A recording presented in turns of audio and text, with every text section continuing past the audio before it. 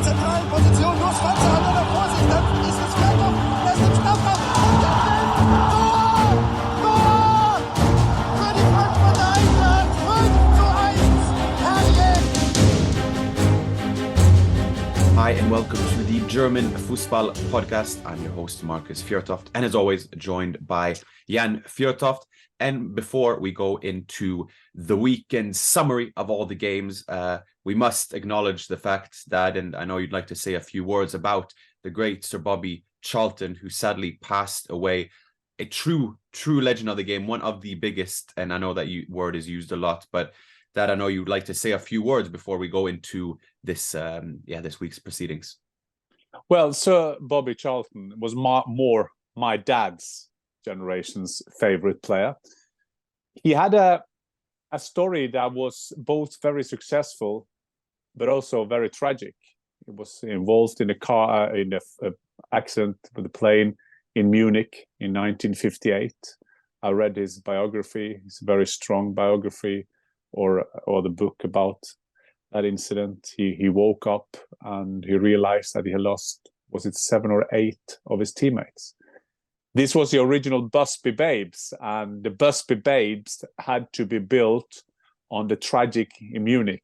And then the highlight, of course, being in 1968, when they won the European Cup, which is now the Champions League.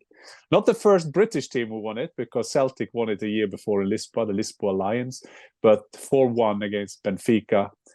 If I'm not very wrong, he scored 2 goals. And the combination of Manchester United with Dennis Law, a Scotsman, George Best for Northern Ireland, and Bobby Charlton. I mean, if you go to Old Trafford, you see the statues of them 3 together.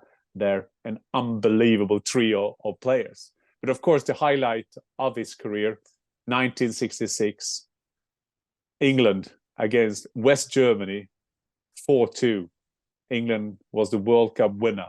And if you see Bobby Charlton, how he played, is this period, I mean, you do understand that he got the Ballon d'Or. He was the world's best player in 1966. He had a fantastic shots, Marcus. It's hard to compare it with anyone. If you think of the heavy balls there used to be in that generation and the way he shot the ball, it was unbelievable.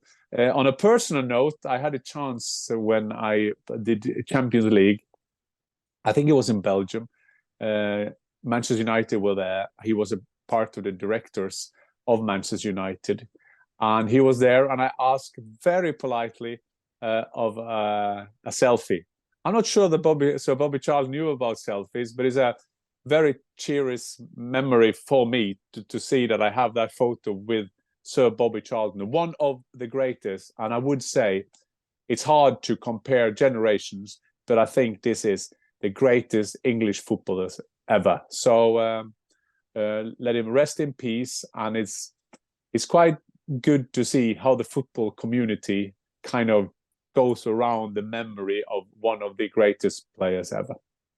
That's a lovely tribute. I remember obviously him being before your time, let alone before my time. But you mentioned the shot there, and I remember when I was growing up, you always use him as a reference point as to how to shoot, because he was, correct me if I'm wrong, but a bit revolutionary at the time in the sense that he got the shot and it was the jump which kind of increased the power of the pendulum of the foot, and that was exactly what you used as a kind of a reference point. But I remember that time. If you look at the old clips, you can see it so clearly what you were trying to get across.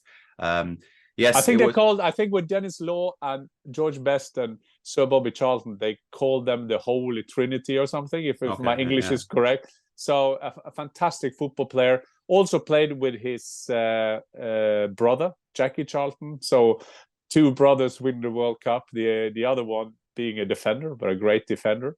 And then, quite sadly, the last years, as a lot of the players of his generation, and also from these World Cup winners, who had dementia. So he's been a part of the study that our colleague, I have to praise Chris Sutton, what he has done for that cause. And unfortunately, he got that as well. But a fantastic football career and one of the greatest of all time. Sometimes we are overusing the word legend, but this is a legend.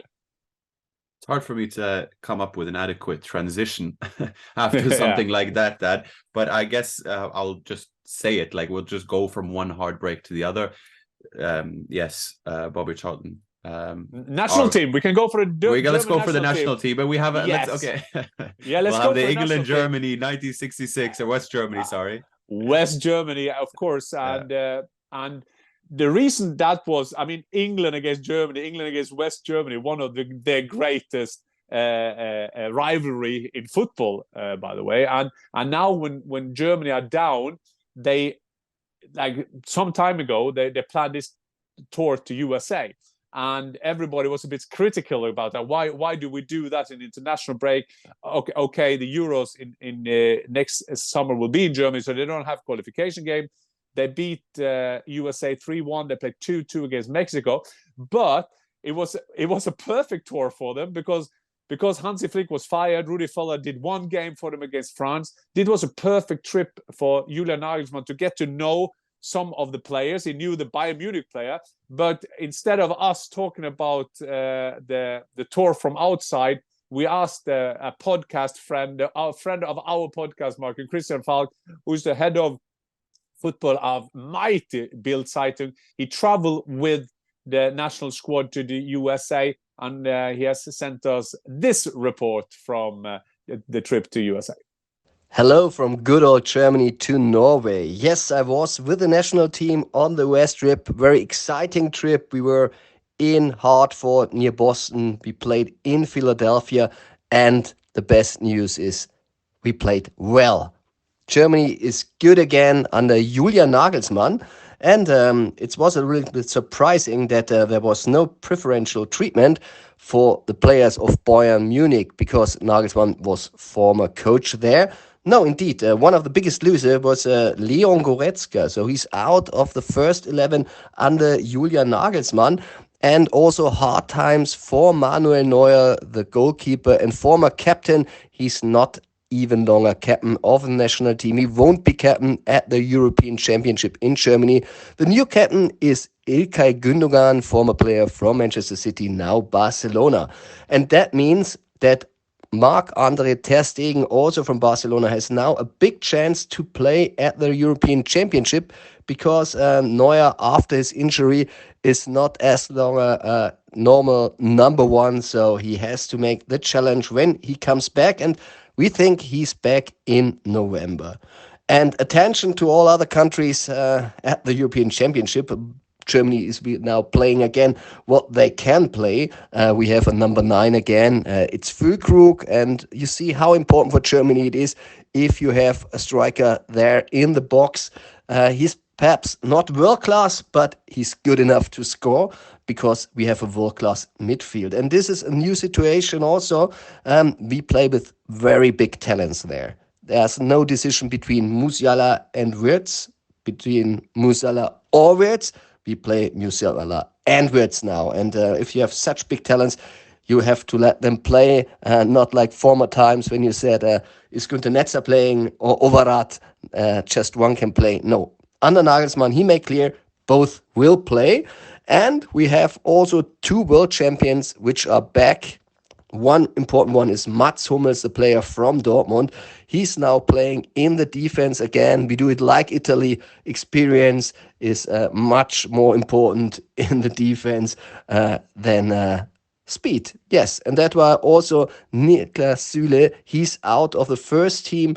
The Dortmund player doesn't play so much at Dortmund, and now he's not playing so often in the national team as well. On the right side, there's a big surprise. Tah has now a place in the first team. So you see, the German national team has a new face, and they have a new spirit, and this is the most important thing for Germany, the team spirit. And you see now they know again that they can beat everybody if they play very well together. And Germany is now again one of the favorites for the title at the European Championship again because they play at home and they have a new spirit, a new coach, and a new face. So we're looking forward to the matches in November, and we hope that we're doing well again. Best regards, Christian Falk, in this case, not the Bayern insider, it's the DFB insider. All the best. And that was the DFB insider for this purpose. Great little summary from Christian Falk there. And yes, Dortmund were straight back into action on the Friday. He mentioned Mats Hummels, who's back into the team, which I love, and I have sung his praises because I think he deserves it as such. They were back in action on the Friday, and we need a good Germany and a good national in a good European championship, right? At home, we want that optimism. I don't think the team is as set as perhaps we'd like it to be, but on the other hand, there is a lot of competition going. That was, I think, we praise Nagelsmann for that he picked it based off form rather than merit, and consequently, a lot of the old timers are the ones in form. We had Dortmund beat Werder Bremen on the Friday, and it's the same old analysis that has been throughout the season. Really is, yeah, they keep winning, but they're not as convincing. But then, how I wanted to break it down today, and I'm looking at the table here in front of me, is that you have that kind of breakaway 4. You can include Leipzig in that, in the 5th spot. They're on 17 points. And then you have 2 points that separate Leverkusen in 1st and Dortmund in 4th. And then you can also, to be fair, if you put it at the halfway mark, you have Wolfsburg at 12 points at 9th, and then Augsburg at 8 points. So there's 2 kind of breakaways there. But fantastic for the Bundesliga now that we have not only Bayern and Dortmund, who are looking strong, but you have Stuttgart and Leverkusen there. It makes for a very interesting forest race, and clubs big enough, and Stuttgart, historically speaking, you could say are big enough, but all 3-4 involved in that, you'd like to think have a decent chance at the title. The plus for that, Marcus, is that the pattern of the German Bundesliga is that Bayern will be there and then one challenger. The problem is that's a very vulnerable kind of pattern, because if they fail, there's no one else. But now, as you're saying, there's a lot of teams who can challenge them.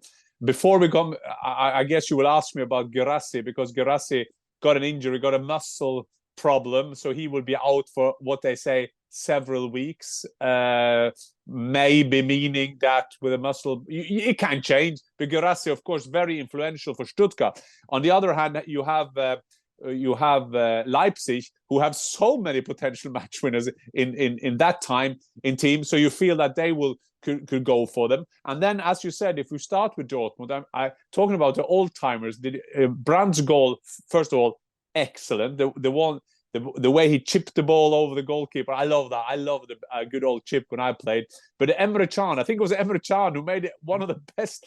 What a pass that was! That, I mean, I like to compare with other sports. That was like a hockey, ice hockey thing, that he just found someone on the run through. Fantastic goal from them. But if you have those teams and Leverkusen just keeps on winning, you're just wondering when will this run of Alonso end? Mind you, it's just been there for a year and a couple of weeks.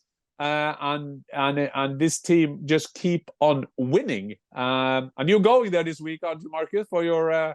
Yeah, I'm going to Düsseldorf tomorrow, so it's going to be interesting when we get... Düsseldorf, for those who don't know, you have to travel to Düsseldorf and then go to Leverkusen, because Leverkusen don't have an airport. We have to...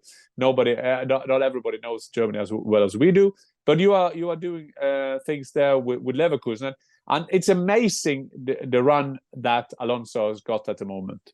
And not only that, but it's also one of those where they played at Bayern. They a draw against Bayern. They won against RB Leipzig, and also let's give credit to Wolfsburg, because Wolfsburg, that's the first time they don't win at home this season.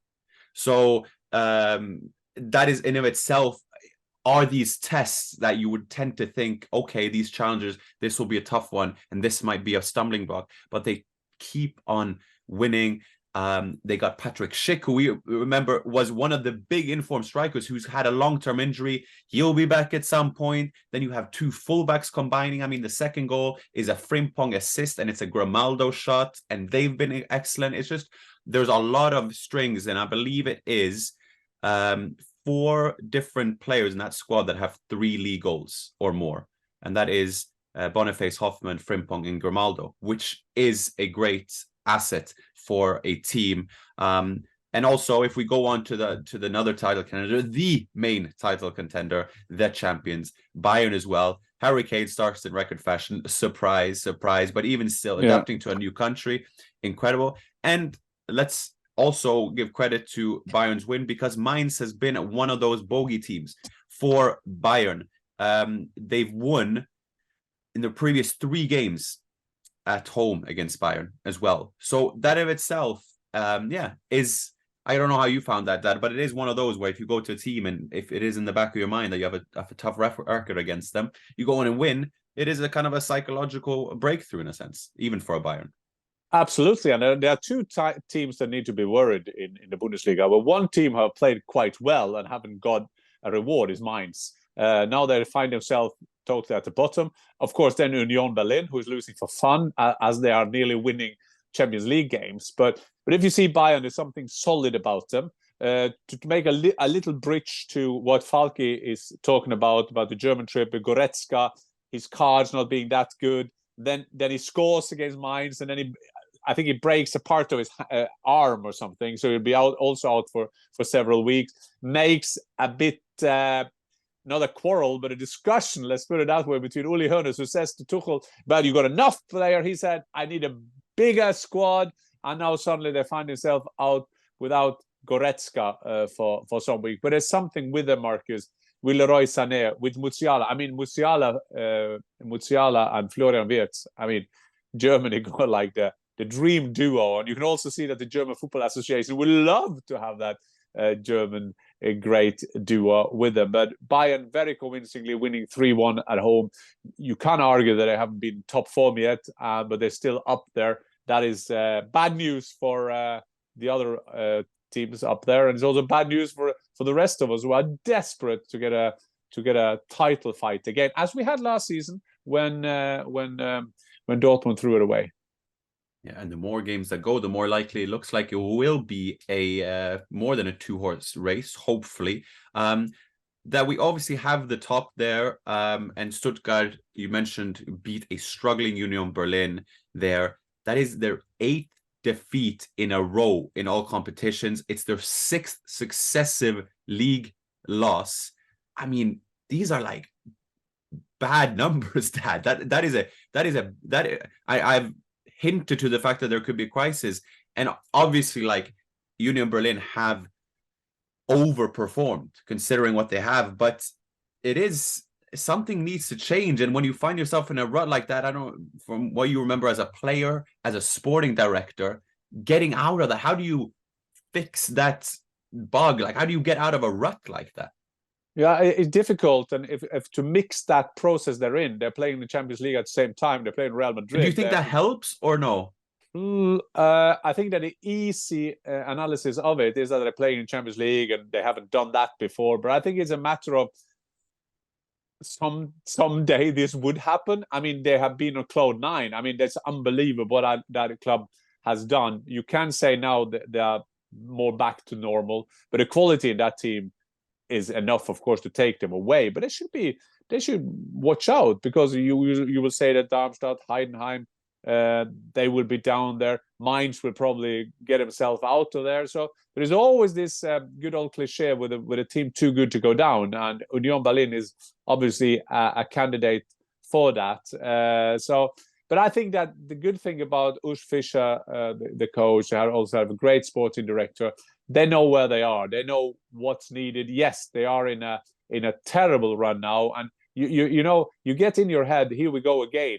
Here we go again. You think that as a player as well. If you, for example, have a team that concede a lot of goals at the end, and then you do it 1 time, 2 times, then you get nervous in every game, because you think that now will happen again. So Union Berlin will probably be in a way now they're thinking that they're so afraid to lose that they will end up losing, and that is the mental battle to it. But I can't see Union Berlin go down. But I think they have to watch out, because if you see every round, there's always a surprise. Now Köln won. They've been down there. They've been teasing and down there. And there's a lot of teams winning their games. And if you go, was it 8 games, you said, in all competition? I mean, that is a terrible run.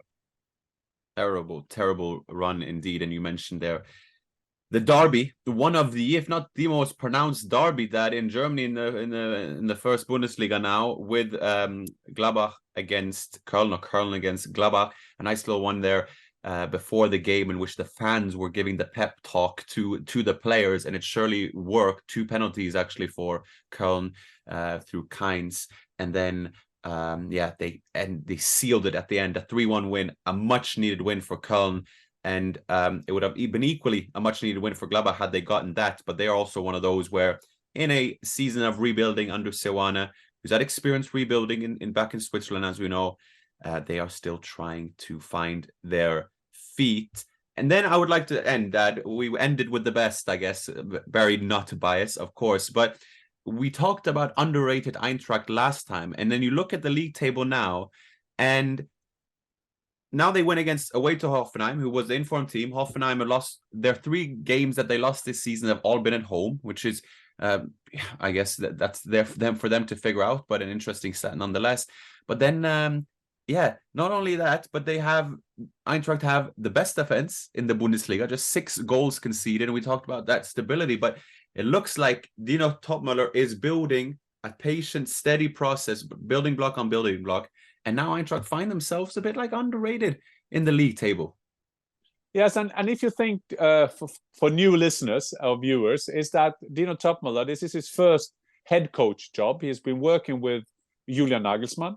He is related to Eintracht Frankfurt. He's a son of Klaus Toppmöller, who was a great player for Eintracht Frankfurt. Also, the fun fact for Leverkusen, the year they got this Leverkusen thing when they were second in every tournament, Champions League, the Pokal, and the Bundesliga. Yes, the problem is for Dino Toppmöller, you start the season without the striker, your talisman, the guy that you will lose him. With Mwani leaving, that was always on the card. So some way you have to kind of reorganize the team. And what you do, I mean, sometimes you can say it's a coincidence, or you're talking about Union Berlin when you have that in your head. Frankfurt got it now in their head. They don't concede goals. And we've talked so many times on this podcast last season when Eintracht has conceded too many goals. There were 2 sloppy mistakes at the back. And now they sorted that out with Koch being the kind of boss at the back, and so on and so on. Then they've been a bit worried that they don't score goals. They had the funniest goal difference of all team. Was a 6-5 or something, but unbelievable goal difference. And now scoring 3 goals in Hoffenheim. Those are one of those results you just need. That is the one who kind of cement, if I may use that word, cement the work of Dino Toppmöller. This was his biggest win. He winning away against Hoffenheim, as you were saying. They've been flying. They have a good team, good going forward, and then winning 3-1. That can't be overstated how important this is, because you will think that Eintracht Frankfurt and Markus Krösche already got some good cards in terms of number 9s going forward at the winter break. Remember, Germany got their winter break. Remember, there's another transfer window. They will use that. They have money, although they are a very sensible club, that they will, instead of only building the team, they will build a club. But you got a feeling. I said to I have a column in Bild-Zeitung Frankfurt. I said maybe they will go for 1 permanent, and then they will get 1 on loan, if you can loan a striker for the rest of the season if available. So big win for Dino Toppmöller, and of course very happy for them. Another big win also for Augsburg, who fired Enrico Maaßen, brought in a Dane, Jes Torup, and in one of the more, I'd say, absurd results of the weekend, Heidenheim were up 2-0, start well, as they often do at home, and then give away a lead. You had Jan-Niklas Beste and Kleindienst scoring there, and then Augsburg just turned it around 2-0 to 5-2 away, 5 different goal scorers. That in itself, I mean, other than the result, I mean, I don't know what more there is to say, but I guess you see the effect of a new managerial arrival. I don't know how you see it, Dad. Yes, and there's also an effect of being a newly promoted team. Being in that position with Swindon Town when we went into the Premier League, it took us time to understand the league. It took us time to understand that we were going forward, enthusiastic, and we there was no limits for us going forward. And this game reminded me of at Goodison Park. This is just after you've been born, my son. We went to your mom was in the hospital with you, and we played away. I remember that because I came on there, and because it was a time I was struggling. As you know, Marcus, you changed my football life. I started scoring after you came to this world.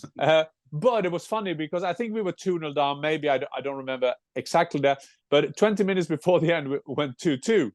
And we lost. We came back to 2-2.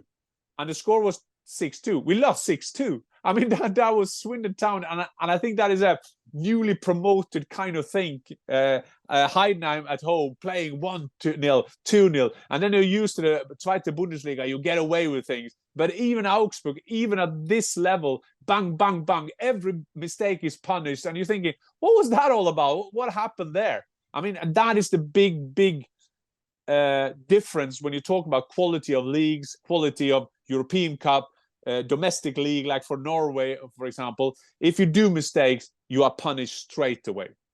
Yeah, it's true. There are levels to this stuff. And that's why, it's people need to be reminded. You think of it's just Augsburg, but like you say, you come up to the first Bundesliga, and Augsburg have been in the Bundesliga for consecutive seasons now. There needs to be a certain level of respect towards them as well. Dad, before we give our players of the week, do you want to give us a little update on the Zweite Bundesliga? Zweite Bundesliga it's happening all the time.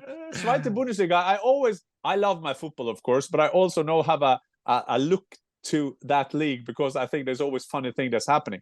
And the major thing, Hamburger Sportsverein, who's been struggling, they won at home, got a good record at home. They won at home. What is interesting for people who know geography is that it's St. Pauli, Hamburg, and Kiel are in 3 first places. They're all in the same area. St. Pauli and Hamburg, of course, in the same city, Hamburg, but Kiel, this is Oslo Kiel. This is a very famous Norwegian ferry trip where people have fainted of alcohol after 10 minutes out there. Sorry, no disrespect to everybody. But the big story again is Schalke. Schalke 04. That this time was Schalke 03. The new coach, Guirassy, Belgian guy, came with a great record. 3-0 in Karlsruhe, they were losing. I mean, you can't believe what's going on. And if you have a look at the table now, there is the same as in the Bundesliga. There are 2 teams going straight down. So that is the 17th position and the 18th position. And Schalke is now 16th in the Zweite Bundesliga. And not only that, they are 5 points from a safe position. So Zweite Bundesliga is always delivering for results, for stories, and it's just one of those funny leagues that end.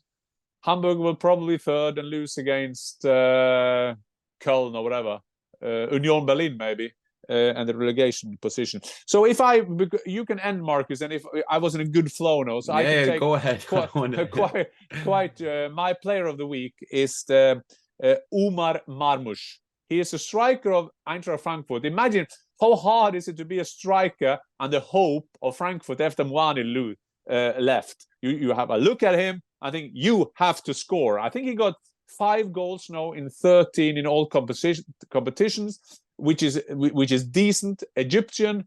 He's been in a lot of clubs. I had a look at his track record. He's been around in Germany, but now he's in Frankfurt. Score again this weekend. So I will just not only give him for that goal, I will just give him for a compliment to kind of slowly getting into the role to be number 9 at Eintracht Frankfurt. I know that is a fantastic position to have, of course, being there 100 years ago. But to Omar Marmush, my player of the week. And yours, Marcus? I see what you're doing. You're giving your endorsement from one Eintracht striker to the other, so you can hope for him to push on, go to that. That's smart. It's a smart tactical move.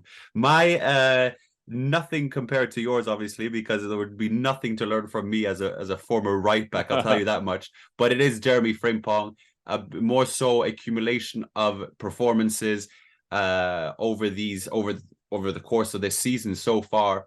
Only Victor Boniface has been more involved in more goals at that Leverkusen team than Jeremy Frimpong. He has 3 goals and 4 assists in the Bundesliga. You've seen him live. You saw him in Molde, where he also scored. was formerly at Celtic. I believe I played against him. I think so. But he was there at Celtic when I was in Scotland. Just a super exciting, rapid, technical player. And the system at Leverkusen under Xabi Alonso, Bundesliga, I think suits him well as well, is that he probably is better going forward than he is going the other way. But at Leverkusen, he's got someone like an experienced Jonas Hoffmann who will help cover him whenever he does go forward. It allows him to come forward. And now at the weekend, he had a goal, he had an assist. He is a very, very exciting player, the young Dutchman. So that is my player of the week, Dad. Which is a good candidate, because I think now everybody, I mean, the pundits have seen for many years that Leverkusen will be up there. Now they are up there. And for those of you who haven't seen on the social media, maybe on X or whatever, is Alonso when he trained in the team. I'm not sure if did you see that the passes he gave. He was in the middle with the balls, and his passes. I mean, there was one of those passes that you just go with the grass. He just follow the grass all the time, and it was so accurate, his passes. I mean, Liverpool, Real Madrid, Bayern Munich, Spain. Well done. One of the stylish on and off the pitch, Xabi Alonso. I hope he'll be there for a longer time, but we know that apparently he have a clause that he can go to Liverpool, Real Madrid, probably Spain as well, and Bayern Munich. And this guy will be around for many, many years. He will indeed. We'll enjoy it while we can, Dad. Appreciate you as always. And we'll be back next week for another review. But for now, auf Wiedersehen. Auf Wiedersehen.